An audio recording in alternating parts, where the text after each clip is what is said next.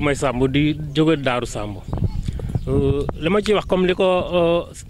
kii jàll waxee léegi rek dama ci am tot lu ma ci complété li ñu fi dajalee tey mooy collectif des 22 villages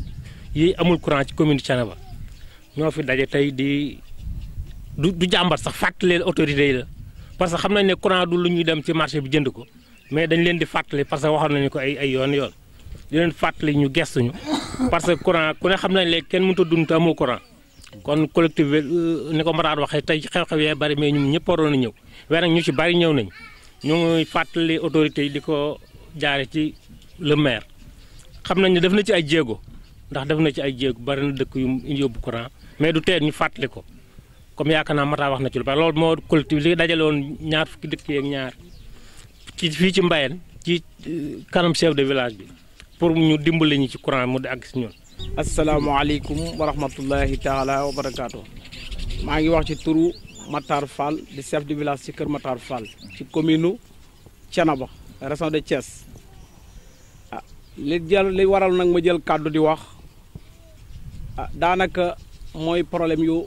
yàgg ci sunu gox problème bi nag daanaka bi ñu ko dalee dund yàgg na te it dara saafaruwu ci ñuy ñaani ñi nga xamante ni ñoo nu fi féete di leen jiitalum nuyu muy Baye Cheikh Tidiane Seck bu Thiénaba ñoo ngi koy siyaare di ko jox wàccuwaayam di ñaan yàlla na ko fi yàlla yàggal ak may ko wér.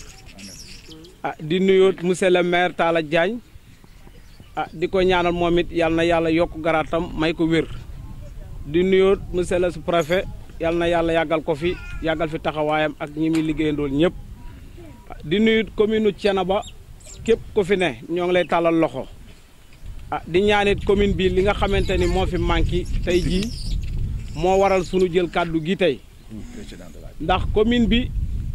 ñu ngi koy tàllal loxo mu jàll ba ca sunu président de la république monsieur Macky Sall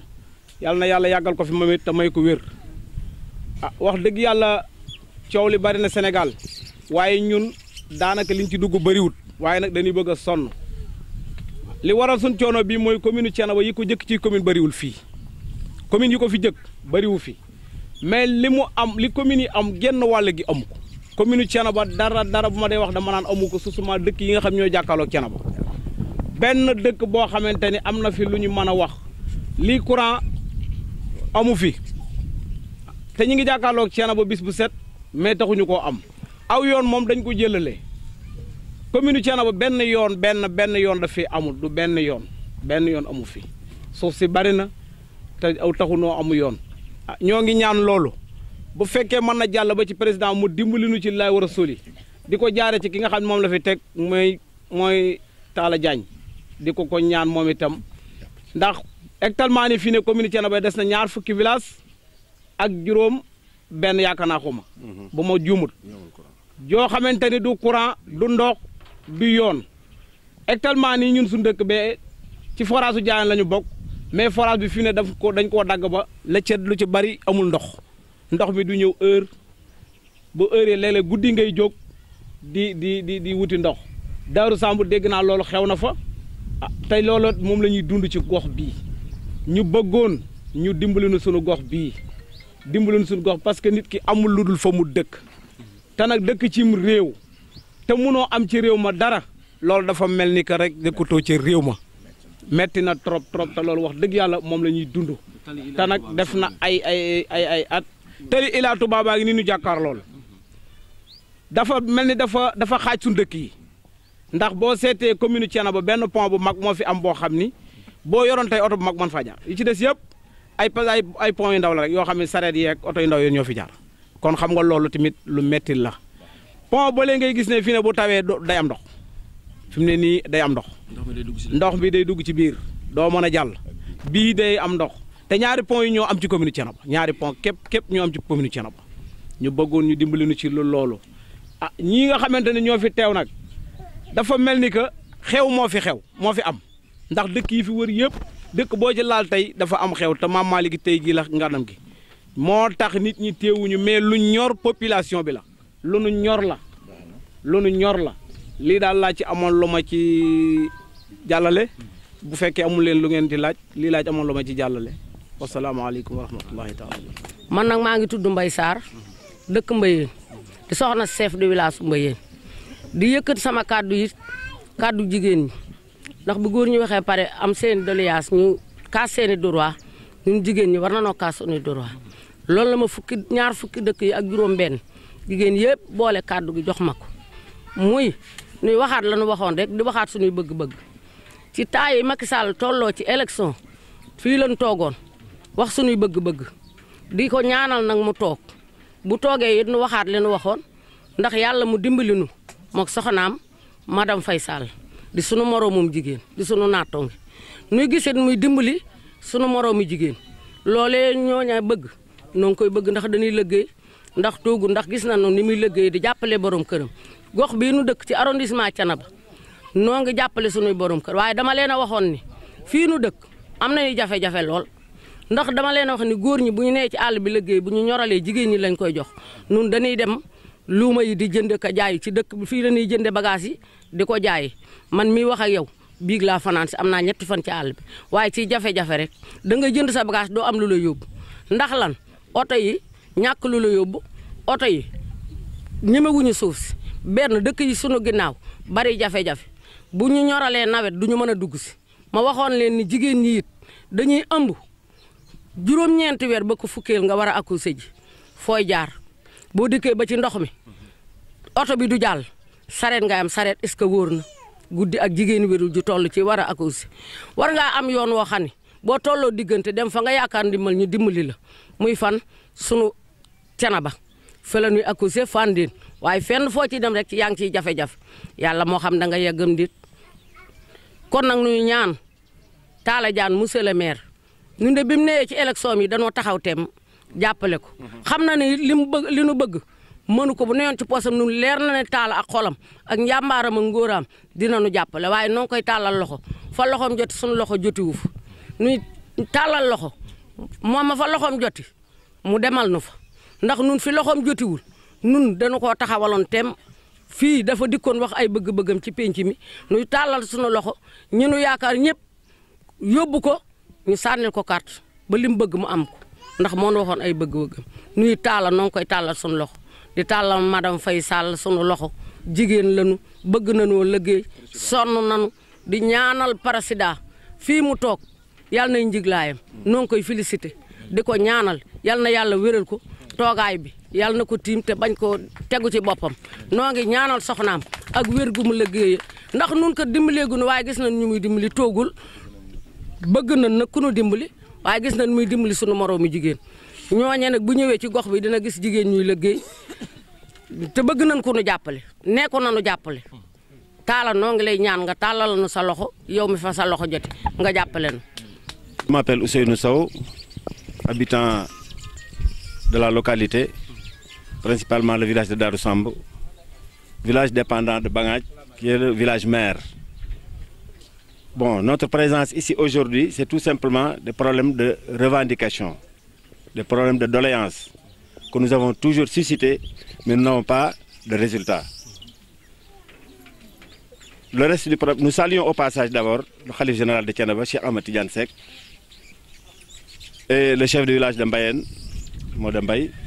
ici présent. Bon, l'ensemble de nos doléances, d'abord, dans la communauté rurale de Thiénaba, il y a 23 villages qui ne sont pas électrifiés. Et ce qui est un peu inquiétant, un peu bizarre, la communauté rurale de Thiénaba se situe entre des villes électrifiées très proches des villages non électrifiés. Si nous prenons par exemple, comme je l'avais dit la fois passée, l'axe Thiénaba, Thiès, Khombol, tous ces villages qui se situent sur cet axe sont électrifiés, où l'on peut faire des branchements directs vers les villages non électrifiés. Sur le côté nord de Fandène, Bangadj, Ndindi, jusqu'à Karyaba Diop, l'axe nord, tous les villages aussi sont électrifiés. Donc il reste 23 villages au centre, de Fandène à Karyaba Diop, en passant par Darou Samb, Bangadj, Darou Samb, Karyoro jusqu'à Mbaba. Tous ces villages-là ne sont pas électrifiés. On avait lancé un message appelant le président de la République de nous venir en aide. Concernant aussi le ministre Thierno Youm, le ministre de l'énergie, et Thierno Youm, le ministre des Infrastructures, de désenclaver la zone de la communauté rurale de Thiénaba. Oumar Youm. C'est une zone très enclavée. Nous avons des doléances depuis 1962, c'est-à-dire une piste latéritique, Fandène, Bangadj, Touba Toul. Depuis 1962, c'est des revendications qui restent entières et non satisfaites. Bon, dans l'autre cas, il y a un problème d'eau. Le problème de l'eau est tellement récurrent au niveau de la communauté rurale de Thiénaba. C'est des revendications récurrentes mais légitimes. Il y a un problème d'eau, le problème du forage de Darou Sambo, un forage qui a été pris par l'Aquatec, une société privée. À chaque fois, nous nous rendons au bureau de l'Aquatec à Thiès, mais ce qu'ils nous disent toujours, ils dépendent de l'OFOR. Tant que l'OFOR ne leur donne pas le feu vert, ils ne peuvent pas venir réparer notre forage. Et pourtant, les villageois dépendaient de ce forage. La culture maraîchère. Aujourd'hui, nous avons filmé tout ce qui s'est passé sur les champs, mais la majeure partie de leur culture sont décimées par le manque d'eau. Vous verrez, on va vous passer tout à l'heure les images. Vous verrez que vraiment, rien n'est plus inquiétant, rien n'est plus décevant de se trouver dans cette situation. Deuxièmement, nous lançons au ministre Serigne Mbaye Thiam un appel, lui qui s'occupe des problèmes de l'eau. Donc, notre appel est un appel vraiment, comment dirais-je, c'est un appel solennel envers les ministères concernés de l'État.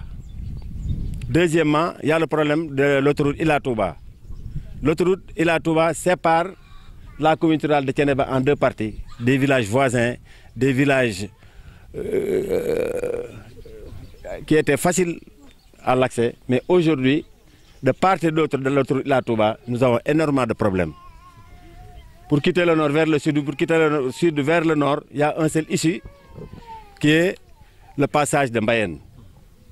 Et la communauté rurale de Thiénaba s'étend au moins sur plus de 40 km. Donc les villages qui ne se trouvent pas sur le passage de Mbayène sont dans des problèmes. Ils ne peuvent pas traverser l'autoroute Ila Touba. Nous voulons une satisfaction dans ce sens. Deuxièmement, nous réclamons un CM à Bangadj. Tous les élèves qui réussissent à l'école de Bangadj, et l'école de Bangadj est polarisée par plusieurs écoles. Presque 6 écoles polarisent l'école de Bangadj. Mais les élèves qui réussissent, on les amène à Khombol, à Thiès, à Thiénaba, à Touba Toul, pour un problème de recasement. Ça ne peut pas continuer. Les villages, les maisons d'accueil sont remplies actuellement de sorte que beaucoup de parents sont obligés d'envoyer leurs écoles à Fandène, au CM de Fandène. Et le CM de Fandène se trouve à 6 km de Bangadj. Donc les parents qui n'ont pas les moyens de payer le transport restent dans des problèmes. Leurs enfants font la navette entre Fandène, Darou Sambo, Bangadj, au moins ce qui fait plus de 4 km. Rien n'est plus fatigant. La communauté rurale de Thiénaba est oubliée pour compte. Nous appelons aux autorités de nous venir en aide sur le problème de l'eau, sur le problème de transport, de désenclavement de la communauté rurale et du problème de l'électrification. Aquatec, ce que nous risquons de faire, c'est de porter plainte à l'Aquatec parce qu'il nous a causé un tort énorme. Nous avons les images.